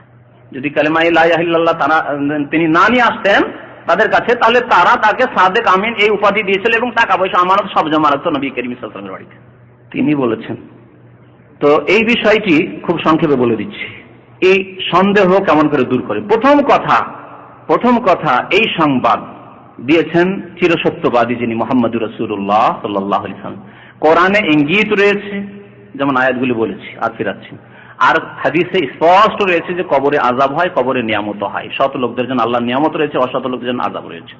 দ্বিতীয় বিষয় হচ্ছে যে ঈমানের একটি মৌলিক শর্ত হচ্ছে না দেখে বিশ্বাস করা। আল্লাযীনা ইউমিনুনা বিল গায়ব, আল্লাহ সূরা বাকারা প্রথম দিকে বলেছেন না দেখে ঈমান নিয়ে আসা। দেখিয়ে দিলে পরীক্ষাই থাকতো না। আল্লাহ যদি শুনিয়ে দিতেন কবরের আযাব, যদি দেখিয়ে দিতেন, একবার জীবনে দেখিয়ে দিলে, তাহলে বেনামাজি থাকতো না, দেশে থাকতো না। যে একবার শুনে নেবে, একবার দেখে নেবে, জীবনে বেনামাজি হতে পারে না, বরং রাত্রে গিয়ে ঘুম আসবে না, সারা জীবন ঘুম আসবে না। হাই কি হবে? আল্লাহ দেখিয়ে দিয়ে পাশ করাবেন না, শুনিয়ে দেওয়া হয়েছে, প্রস্তুতি নয়। এখন প্রশ্নগুলি যদি, ইউনিভার্সিটির প্রশ্নগুলি যদি দেখিয়ে দেওয়া হয় যে এগুলি তোমাদের পরীক্ষায় আসবে, তারপরে যদি পরীক্ষা না হয় তো কোনো লাভ আছে? দেখিয়ে দেওয়া হয়েছে, আউট করে দেওয়া হয়েছে প্রশ্ন, তাহলে প্রশ্ন আউট করলে তো লাভ নেই। আল্লাহ পাক না দেখে ঈমানের শর্ত লাগিয়েছেন। আল্লাহকে দেখেননি, তারপরে শুধু কবর আযাব সম্পর্কে কেন? যে ব্যক্তি কবর আযাবকে না দেখে না সেজন্য অস্বীকার। আল্লাহকে দেখেছে নাকি? আল্লাহকে দেখেনি। ওহী দেখেছে যে কোরআন নাযিল হয়েছে আল্লাহর পক্ষ থেকে, লৌহে মাহফুজ থেকে দেখেনি, তাহলে কেমন করে বিশ্বাস করছেন? নবী বলছেন আমার কাছে ওহী হচ্ছে, কেমন করে বিশ্বাস করলেন? 5 ওয়াক্ত নামাজ মেরাজ থেকে নিয়েছে, আপনি দেখেছেন না? কেউ দেখেছে? কোন সাহাবী দেখেছেন যে 5 ওয়াক্ত নামাজ মেরাজ থেকে নবী সাল্লাল্লাহু আলাইহি ওয়াসাল্লাম নিয়ে আসলেন? কেমন করে মানলেন আপনি? জান্নাত দেখেছেন? জান্নাত দেখেছেন? কিছুই দেখেননি। তাহলে না দেখে ঈমান নিয়ে আসা ছাড়া কোনো উপায় নেই, আর মুমিন মুসলিম হতে পারবেন না। দুটি বিষয় বললাম। তৃতীয় বিষয় শুনেন, শাহ ওলিউল্লাহ মুহাদ্দিস দেহলভী রাহমাতুল্লাহ আলাইহি বলেছেন যে কবরের আযাবটি ঠিক স্বপ্নের মতো। যেমন স্বপ্নে একজন লোক শুয়ে আছে, এখানে ঘুম চলে এসছে, অনেক সব বসে বসে স্বপ্ন দেখে, দেখে না, বসে বসে বসে বসে যে ঘুম চলে আসে অতি স্বপ্ন দেখছে। একজন লোক এখানে শুয়ে আছে আর সে বিভিন্ন দৃশ্য স্বপ্নে দেখছে, আর পাশে লোকেরা বসে আছে, কিছুই বুঝতে পারছে না। হয়তো ভালো দেখছে, মায়ের সাথে দেখা হয়ে গেল, বাবার সাথে দেখা হয়ে গেল, স্ত্রীর সাথে দেখা সাক্ষাৎ হয়ে গেল, ছেলে মেয়েদের সাথে আদর সবকিছু হয়ে গেল। এটা হইতে পারে, ভালো হইতে পারে, আবার মন্দ হইতে পারে। ঢাকা এয়ারপোর্ট থেকে নেমে যাচ্ছিল, আর ছিনতাইকারীরা ধরলো, আর দিয়ে পেটে চাকু ঢুকিয়ে দিল, আর চিল্লাচ্ছে মাগো মাগো বাঁচাও বাঁচাও বাঁচাও করে চিল্লাচ্ছে। এরকম হয় না অনেক সময়? বাঁচাও বাঁচাও, বা চোরে তাড়ছে, ডাকাতে তাড়ছে, এগুলো তো আমরা দেখি, যখন তখন দেখি এরকম স্বপ্ন।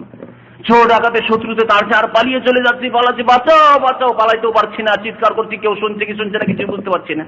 পাশে লোক বসে আছে, এতগুলো লোক, কেউ শুনতে পান? যেই লোক স্বপ্ন দেখছে আর তাকে চোর ডাকাতে মারধর করছে, টাকা পয়সা ছিনতাই করছে, জীবন নিয়ে নিচ্ছে, খুন করছে, কিছু বুঝতে পারেন আপনারা? পাশে বসে কিছুই বুঝতে পারেন না কি হচ্ছে না হচ্ছে। তাহলে দুনিয়াতে স্বপ্নের অবস্থায় যখন আপনি বুঝতে পারছেন না যে কেমন করে এটা হচ্ছে, তাহলে কবর আযাবের কথা কি বুঝবেন আপনি, যেটা পরলৌকিক বিষয়, আখিরাতের বিষয়। 4 নম্বরে একটি কথা বলে শেষ করে দেব, সেটা হচ্ছে দুনিয়ায় বহু জিনিস রয়েছে, অনেক বিষয় রয়েছে বা অনেক বস্তু রয়েছে যে সম্পর্কে আমরা না দেখে বিশ্বাস করি, না দেখে বিশ্বাস করি। বিদ্যুৎ দিয়ে শুরু করি। বিদ্যুৎ, এই যে তারের মধ্যে কি আছে? কারেন্ট আছে, দেখতে পাচ্ছেন কারেন্ট? আচ্ছা, এখন নাই লাইট জ্বলছে, লাইট যদি না জ্বলে, এমনি কারেন্টের তার, বিশ্বাস করছেন না করছেন না যে এতে কি আছে? কারেন্ট আছে, বিশ্বাস করছেন, যেখানে কারেন্ট সাথে জড়ানো আছে তার, বিশ্বাস করছেন আপনারা একবারে 100% বিশ্বাস এর মধ্যে কারেন্ট আছে। তারপর আবার 110 220 কোন একটা আছে, হয় 110 আছে না 220, তাও বিশ্বাস করছেন। আপনি কোনোদিন দেখতে পাচ্ছেন তারের মধ্যে যে 110 লেখা আসছে আর 220 লেখা আছে, বিশ্বাস করছেন।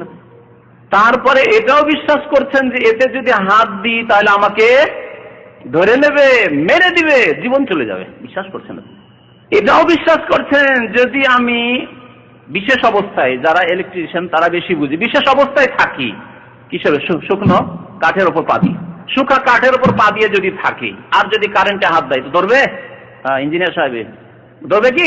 ধরবে না। এটাও বুঝছেন যে শুকনো কাঠের উপর পা দিয়ে আছি, সেই জন্য কারেন্ট ওই তারে হাত দিচ্ছেন, ধরবে না। বিশ্বাস করছেন? এটা বিশ্বাস করেন না? বিশ্বাস করছেন। আর যদি ভিজা থাকে, কাঠটা ভিজা আছে, মাটির কোন রকমের আর্থ পাচ্ছে, রস পাচ্ছে, তাহলে ধরবে না? ধরবে না, ধরবে। এগুলো সব কথা বিশ্বাস করছেন মানুষের তৈরি করা বিদ্যুৎ সম্পর্কে। আর আল্লাহ পাকের তৈরি করা কারখানা, কবরের দৃশ্য আর আখিরাতের দৃশ্য, সে সম্পর্কে আপনি ঈমান নিয়ে আসবেন না, আর এমনিতেই মুসলমান হয়ে যাবেন আপনি।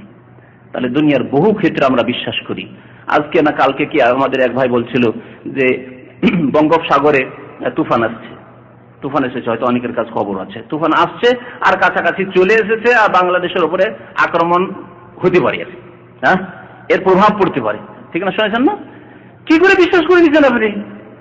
মানুষে বললো একজন, আমি একজনের কাছে শুনেছি, তার কথা বিশ্বাস করেছি, 10 জনও বললো, তার কথা বিশ্বাস করলেন। আর মুহাম্মদুর রাসূলুল্লাহ সাল্লাল্লাহু আলাইহি ওয়াসাল্লাম কবরের আযাবের কথা বলছেন, তার কথা বিশ্বাস করবেন না আপনি?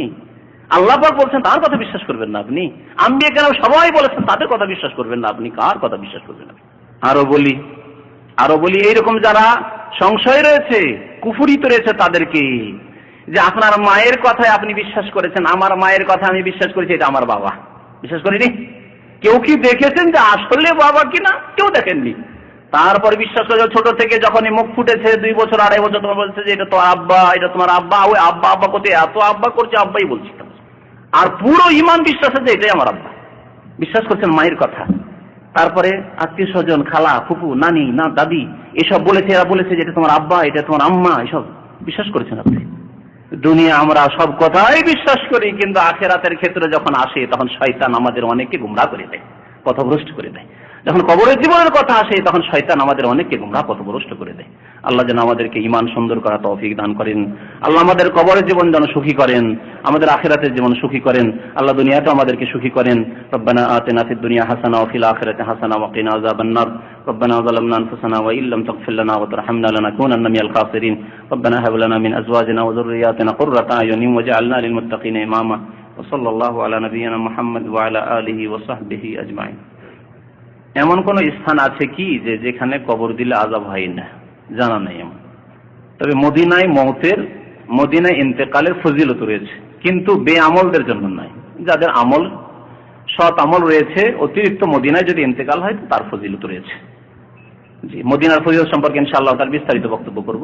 আর বাকি এমন কোন স্থান নেই যে স্থানে কবর দিলেই আযাব হবে না, না এমন কিছু নেই। এছাড়া অনেক বিভ্রান্তিকর কথাবার্তা, শিরকি কুফরি বিদআতি কথাবার্তা রয়েছে, যে পীরের সাজরানামা লিখে দেয়, পীরের সিলসিলা লিখে দেয় মুরিদদেরকে, যে এটা যদি কাফনে বেঁধে দেয় তাহলে মুনকার নাকির এসে ওটা খুলে দেয়। আরে হ্যাঁ, পীরের সাজরানামা আছে, আর জিজ্ঞাসাই করবে না। মান রাব্বুকা মা দীনুকা মান নবী জিজ্ঞাসা করবে না। এইসব কথাবার্তা রয়েছে পীরতন্ত্রে। বিশেষ কোন ব্যক্তির কবরকে কি কবর বলবো না? প্রত্যেকের কবর কবর। আমি একটি বিষয় আছে, দীর্ঘদিন আগের আলোচনা আছে। নবী করিম সাল্লাল্লাহু আলাইহি ওয়াসাল্লামের কবরকেও সাহাবায়ে কেরাম সবাই কবর বলতেন।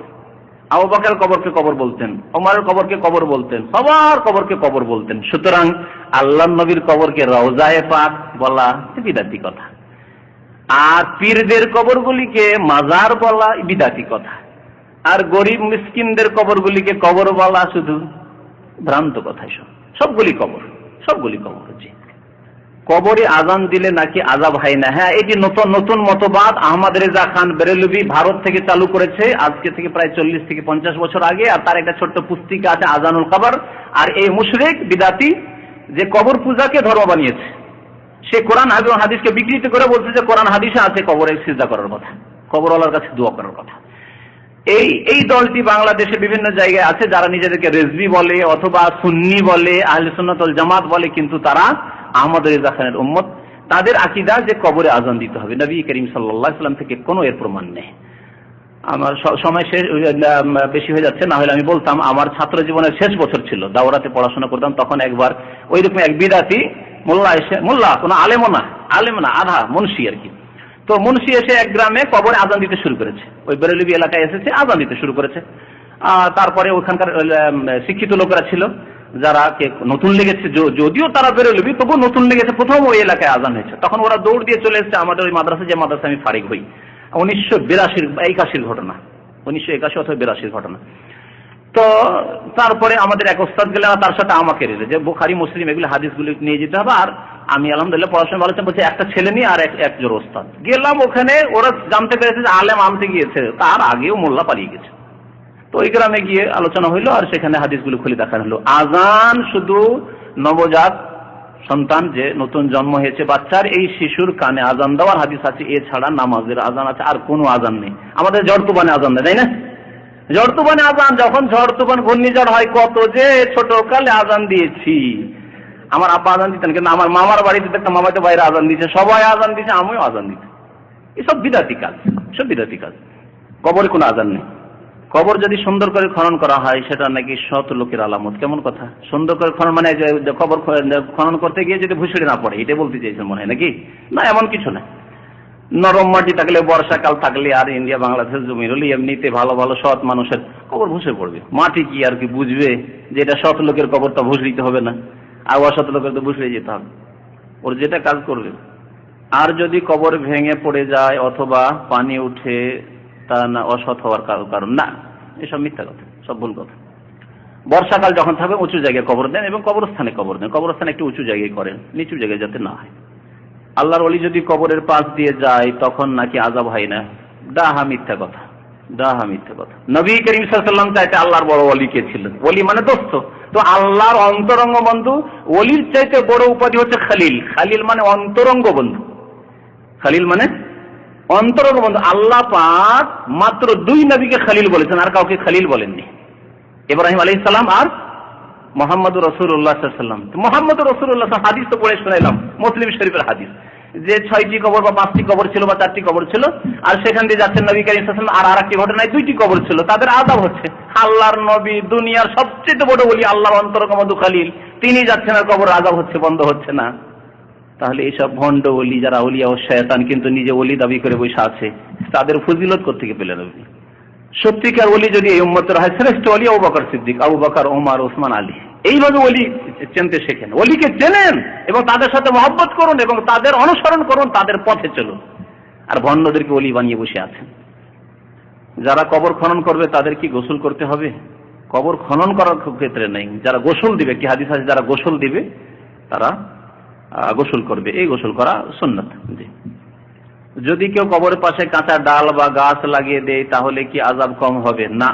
তবে নবী করিম সাল্লাল্লাহু আলাইহি সাল্লাম গাছ লাগাননি, ডাল পুঁতেছিলেন দুটো, যখন ওই 2টি কবরে, সময়ের স্বল্পতার জন্য ওই হাদিসটাকে সংক্ষেপ করে দিচ্ছি, তাদের 2টো খেজুরের ডাল কেটে পুঁতে দিয়েছিলেন আর বলেছিলেন যে লাআল্লাহু আন ইউখাফফাফা আনহুমা মা লাম ইয়াইবিসা, আমি আল্লাহর কাছে আশা করি যে যতক্ষণ এইগুলি শুকায়নি, যতদিন শুকায়নি এই ডালগুলি, ততদিন কবরের আযাব কি হবে?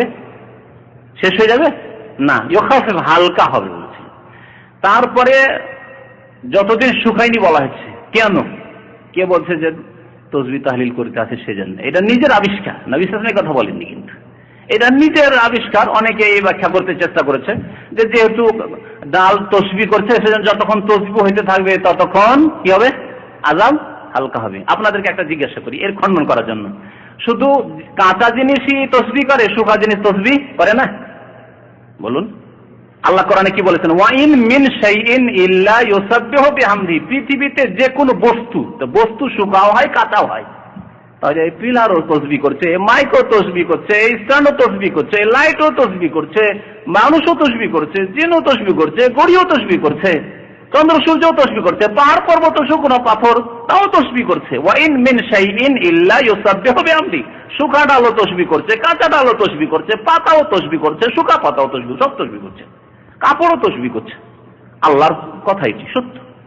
ওয়াইন মিন শাইইন ইল্লা, আর সত্য কেন? নবী করিম সাল্লাল্লাহু আলাইহি ওয়াসাল্লামের হাতে মুঠে, এটি একটি মুজিজা, নবী সাল্লাল্লাহু আলাইহি ওয়াসাল্লামের হাতে মুঠে নিতেন নবী সাল্লাল্লাহু আলাইহি ওয়াসাল্লাম এই পাথরগুলি, পাথর হাতে নিতেন আর তাসবিহ শুনতে পেতেন নবী সাল্লাল্লাহু আলাইহি ওয়াসাল্লাম, সুবহানাল্লাহ সুবহানাল্লাহ সুবহানাল্লাহ, আল্লাহু আকবার। এই হচ্ছে নবী সাল্লাল্লাহু আলাইহি ওয়াসাল্লামের মুজিজা। তাহলে পাথরে কি রস আছে নাকি? পাথরে তাসবিহ নবী সাল্লাল্লাহু আলাইহি ওয়াসাল্লাম শুনতে পেতেন। ওয়াইন মিন শাইইন ইল্লা ইউসাব্বিহু বিহামদি, এমন কিছু নেই পৃথিবীতে যে তাসবিহ করে না। ওয়ালাকিন লা তাফকাহুনা তাসবিহাম, কিন্তু তোমরা তাদের তাসবিহ বুঝো না। কেমন করে? মাই কেমন করে তাসবিহ করছে, কাপড়ে কেমন করে তাসবিহ করছে, লোহাতে কেমন করে তাসবিহ করছে, বুঝেন না আপনি, আল্লাহ জানেন। তাহলে বোঝা গেল যে এই তাসবিহর কারণে কবর আযাব হালকা হয়েছে, এই ব্যাখ্যা ভুল ব্যাখ্যা। বুঝা গেল না? তাহলে কি সহি ব্যাখ্যা কি? তাহলে সেটা শুনেন। সহি ব্যাখ্যা হচ্ছে যে যেহেতু এরা গুনাহগার, সেজন্য চিরকাল কবর আযাব হালকা হবে না।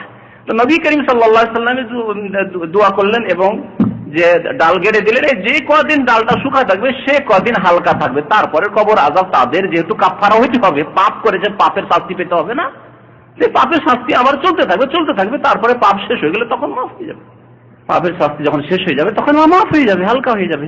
এই জন্য একটি কথা বলতে গিয়ে ছুটে গেছে, সেটা আবার বলে দিচ্ছি যে কবর আযাব শুরুতে বলেছিলাম, কবর আযাব 2 করে, এক হচ্ছে স্থায়ী আযাব আর একটা হচ্ছে অস্থায়ী আযাব। স্থায়ী আযাব কাফের, মুশরিক, মুনাফিকের জন্য। আর যারা ইসলাম বিনষ্টকারী কোনো কাজ, এর আগে 2 সপ্তাহ আগে বক্তব্য করেছি, ইসলাম নষ্ট করে দিল যারা, বেনামাজি, ইসলামের কোনো কিছু অস্বীকার করলো, কবর আযাবকে অস্বীকার করলো, কাফের হয়ে গেল। জি, এইরকম যারা কুফরি কাজ করলো, নামাজ ছেড়ে দিয়ে কুফরি কাজ করলো, তাদের জন্য চিরকাল আযাব হবে। আর বাকি যারা এমনি অন্য গুনাহগার, কাবিরা গুনাহ, তাদের চিরকাল কবর আযাব হবে না, দীর্ঘকাল হবে, কারো এক কাল হবে, কিছু কাল হবে। তারপরে যখন তার গুনার তার শাস্তি হয়ে গেছে তখন তাকে সাধারণ অবস্থায় ফিরিয়ে দেওয়া হবে। মুমিন যেহেতু, তখন আর কবর আযাব হবে না, কবর আযাব বন্ধ হয়ে যাবে। এই হচ্ছে দ্বিতীয় প্রকার কবর আযাব। আল্লাহ যেন আমাদেরকে বোঝার এবং আমল করার তৌফিক দান করেন। আল্লাহ পাক রব্বুল সহি রাস্তায় আমাদেরকে চলার জন্য তৌফিক দান করেন। আল্লাহ পাক রব্বুল আলামিন যেন দুনিয়ায় সুখী করেন, আখিরাতে সুখী করেন। সুবহান রাব্বিকা রাব্বিল ইজ্জাতি আম্মা ইয়াসিফুন ওয়া সালামুন আলাল মুরসালিন ওয়া আলহামদুলিল্লাহি রাব্বিল আলামিন।